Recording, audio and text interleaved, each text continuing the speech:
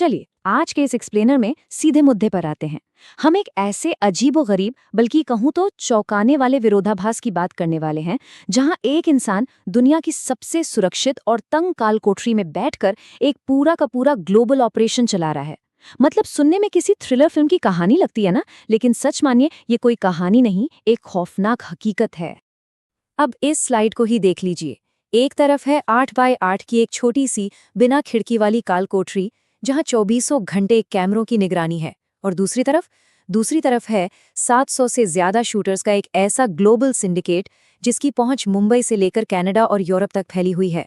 जरा सोचिए, high risk ward में एकदम अलग थलग रखा गया एक कैदी इतनी आसानी से हमारी पूरी की पूरी न्याय व्यवस्था को कैसे चकमा दे रहा है।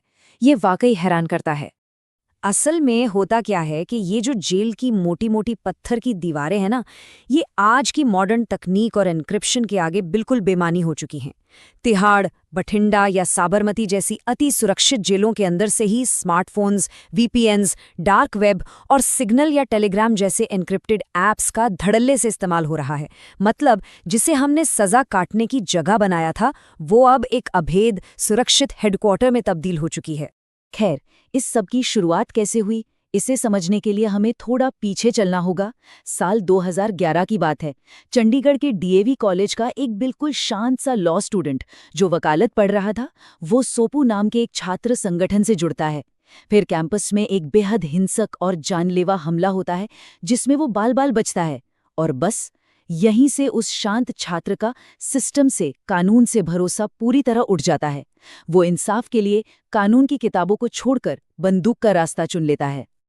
और अगर फास्ट फॉरवर्ड करके आज की बात करें, तो खुफिया एजेंसियों के अनुमान बताते हैं कि अब ये सिर्फ कोई गली मोहल्ले का लोकल गैंग नहीं रहा, बल्कि ये एक हाईली ऑर्गेनाइज्ड सिंडिकेट बन चुका है, जो दुनिया भर में 1000 करोड़ रुपए से भी ज्यादा का साम्राज्य चला रहा है। 1000 करोड़, ये कोई छोटा मोटा आंकड़ा नहीं है, ये सच में होश उड़ा देने वाला नंबर है। तो यहाँ सबसे अहम बात यह है कि आज ये पूरा नेटवर्क बिल्कुल किसी क्रूर मल्टीनेशनल कॉरपोरेशन की तरह काम कर रहा है। जरा इनकी कमाई के तरीके देखिए। रियल एस्टेट से जबरन वसूली, शराब के ठेकों पर कंट्रोल, हवाला का पूरा नेटवर्क और हथियारों की अंतर्राष्ट्रीय तस्करी। इन्होंने अपने पोर्टफोलियो को बेसिक सड़क छाप अपराधों से निकालकर कहीं ज्यादा डाइवर्सिफाई कर लिया है। अब जाहिर है, इतने बड़े कॉर्पोरेट जैसे ढांचे को चलाने के लिए एक ऑपरेशंस मैनेजर तो चाहिए ही, और यही नाम आता है सतिंदर सिंह उर्फ गोल्डी बरार का। विजन और आदेश भारत की एक जेल से तय होते हैं, लेकिन उनका एग्जीक्यूशन वो हजारों किलोमीटर दूर कनाडा में बैठकर बिल्कुल किसी आईटी कंपनी के मैनेजर की तरह किया जाता है। इनके लिए अब अंतर्राष्ट्रीय सरहदें जैसी कोई चीज मायने ही नहीं रखती। अब एक सवाल उठता है कि लोग इस ग्रुप को लेकर इतने जुनूनी या खौफजदा क्यों हैं? इसे समझने के लिए हमें इतिहास के पन्ने पलटकर 1998 के उस कुख्यात सेलिब्रिटी शिकार मामले को देखना होगा। राजस्थान के जोधपुर में हुए उस काले हिरन शिकार केस में बॉलीवुड के एक बड़े सुपरस्टार का नाम आया था, और सच कहें तो इस एक घटना ने एक खास समुदाय की भावनाओं को बहुत गहरी चोट पहुंचाई थी। और ये बात इस पूरी दुश्मनी के मनोवैज्ञानिक पहलू को बड़ी खूबी से समझाती है।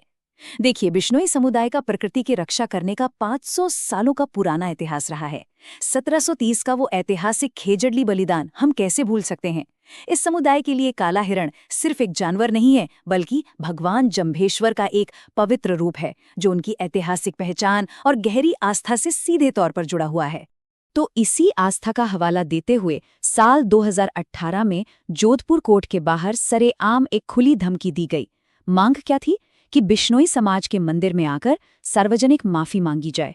और बस यहीं से पूरा नैरेटिव अचानक से बदल गया। आपराधिक वसूली और हिंसा को धार्मिक कर्तव्य और समुदाय के सम्मान का एक पवित्र चोला पहना दिया गया, जिससे बहुत से भटके हुए युवाओं की नज़र में ये अपराध नहीं, बल्कि एक तरह का वैचारिक न्याय बन गया। यहीं पर एक साधारण वसूली करने वाले और एक वैचारिक अपराधी में जमीन आसमान का फर्क आ जाता है। एक आम गुंडा सिर्फ पैसे और ताकत के पीछे भागता है, लेकिन एक वैचारिक अपराधी वो समुदाय के बदले की बात करता है, भगत सिंह के कोट्स का इस्तेमाल करता है और खुद की एक रॉबिन हुड वाली छवि बनाता है। ये निष्पक्ष विश्लेषण साफ दिखाता है कि कैसे इस सिंडिकेट ने अपने लीडर को एक ठग के बजाय एक पढ़े लिखे वैचारिक रक्षक के रूप में सफलतापूर्वक मार्केट किया है। और सच मानिए, यही चीज इस संगठन को कहीं ज्यादा खतरनाक बना देती है। इस सिंडिकेट की महत्वाकांक्षा ने तब एक नई और बेहद डरावनी ऊंचाई को छू लिया जब 29 मई 2022 को global music icon Sidhu Moosewala की दिन दहाड़े हत्या कर दी गई, और वो भी तब जब उनकी राज्य सुरक्षा में कटौती किए हुए कुछ ही घंटे बीते थे। इस घटना ने पूरे सिस्टम को, पूरे देश को हिलाकर रख दिया था। इस हमले में जिन हथियारों का इस्तेमाल हुआ ना, वो और भी ज्यादा चौंकाने वाला था।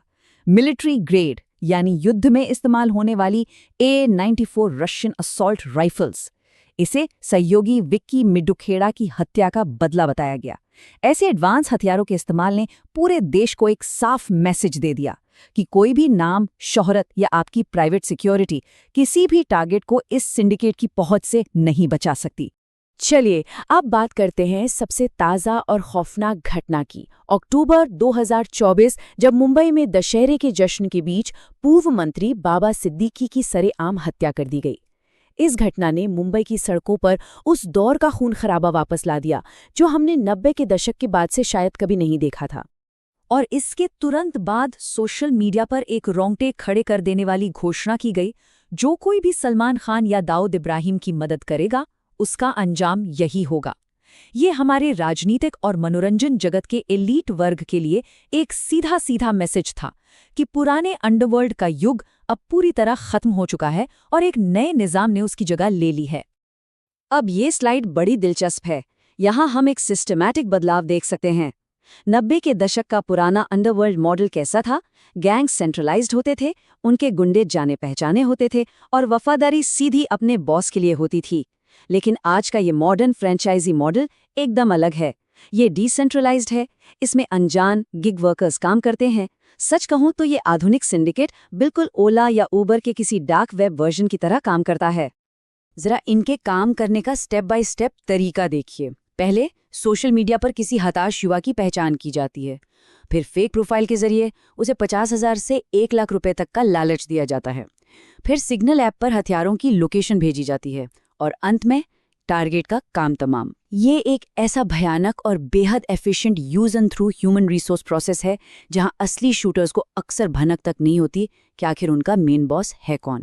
तो यहाँ सबसे अहम बात समझने वाली ये है कि पुलिस सिर्फ गिरफ्तारियां करके समस्या से छुटकारा नहीं पा सकती, क्योंकि इस हिंसा का असली इंजन कुछ और ही है।